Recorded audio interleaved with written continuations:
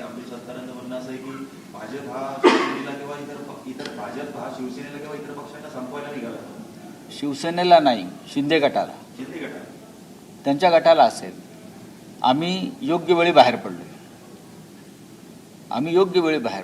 मला वाटतं ते गृहस्थ असं म्हणतायत, तुम्ही ज्याचं नाव घेतलं ते, की भाजपा हे स्लो पॉयझनिंग आहे असं मला कोणतरी म्हटलं. हो, आता कळेल त्यांना पॉयझन काय असतं ते.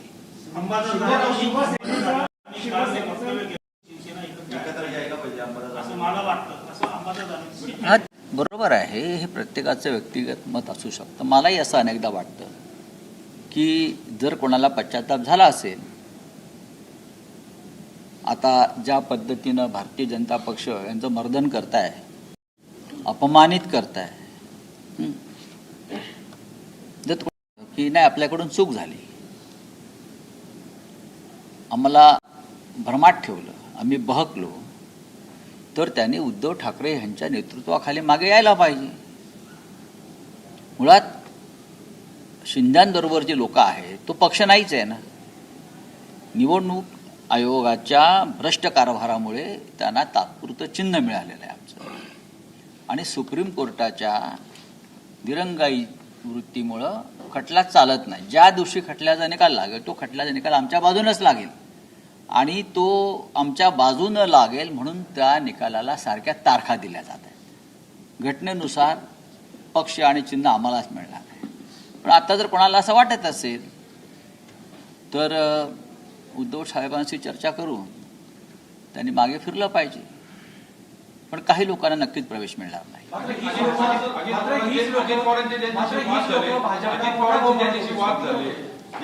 भाजप या महाराष्ट्रामध्ये कधीच मोठा भाऊ नव्हता. महाराष्ट्राच्या राजकारणामध्ये कायम उद्धव ठाकरे यांच्या नेतृत्वाखालीची शिवसेना किंवा इंदुहृदय सम्राटांची शिवसेना हाच मोठा भाऊ होता. आणि शिवसेनेचं हे मोठेपण मान्य झालं नाही म्हणून त्याने शिवसेना तोडली आणि असे तुकडे केले. शिंदे गट हा शिवसेना नसून तो अमित शहाचा एक गट आहे. हे सगळ्यांना माहिती, तो अमित शहाचा गट आहे. त्या पक्षाचे अमित शहा आहे, ते दिल्लीमध्ये बसतात, म्हणून त्यांना वारंवार दिल्लीत जावं लागतं. पूर्वी त्यांना मातोश्रीवर यावं लागायचं, तेव्हा त्यांना लाजा वाटायच्या.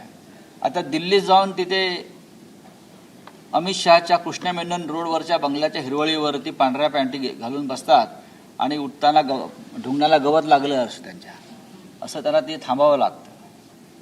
तेव्हा हा अमित शहाचा गट आहे. अजित पवारचा जो पक्ष पवारांचा, हा अमित शहाचा पक्ष आहे.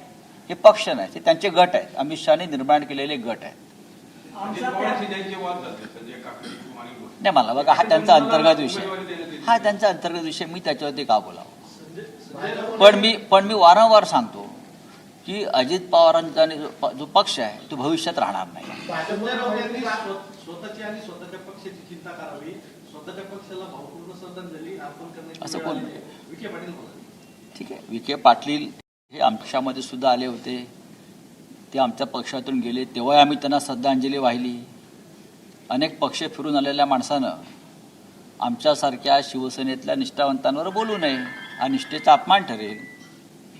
ज्या काँग्रेस पक्षानं तुम्हाला सर्व काही दिलं त्या काँग्रेस पक्षाशी आपण आधी बेईमानी केली, मग तुम्ही शिवसेने आलात, मग तुम्ही शिवसेनेशी बेईमानी केली. आता तुम्ही ज्या पक्षात आहात त्या पक्षात तरी किती काळ राहणार आहात. मग अशीच म्हणा, जोपर्यंत सत्ता आहे तोपर्यंत हे राहतील. या जिल्ह्यामध्ये काँग्रेसचं किंवा निष्ठावंताचं एकमेव नेतृत्व ते म्हणजे बाळासाहेब थोरात आहे किंवा त्यांचं कुटुंब आहे, ज्यांनी सातत्यानं काँग्रेसचं नेतृत्व केलं. कारण त्यांचं कुटुंब हे स्वातंत्र्य चळवळीतून आलेलं पुढे होतं. बाकी मला वाटत नाही कोणी असे असतील. देशात तुम्ही इंडिया आघाडी तयार केली भाजपच्या विरोधात, राज्यात देखील महाविकास आघाडी आहे. सध्या गेल्या काही दिवसांपासून सूर येतोय की दोन शिवसेना एकत्र आल्या पाहिजे. तर भाजपा विरोधात ही ताकद वाढत असेल तर तुम्ही अनेक वर्ष राजकारण करतात, काय तुम्हाला वैयक्तिक वाटतं, एकत्र आले पाहिजे का दोन्ही शिवसेना? शिवसेना एकच आहे. मी कालही म्हणालो, दोन शिवसेना असूच शकत नाहीत ना. शिवसेना जिथे ठाकरे तिकडे शिवसेना, आणि शिवसेनेचं काम हे सातत्यानं शिवसेना भवन किंवा मातोश्रीतून चालतं. जिथे ठाकरे नाहीत ती शिवसेना कशी असणार मला सांगा.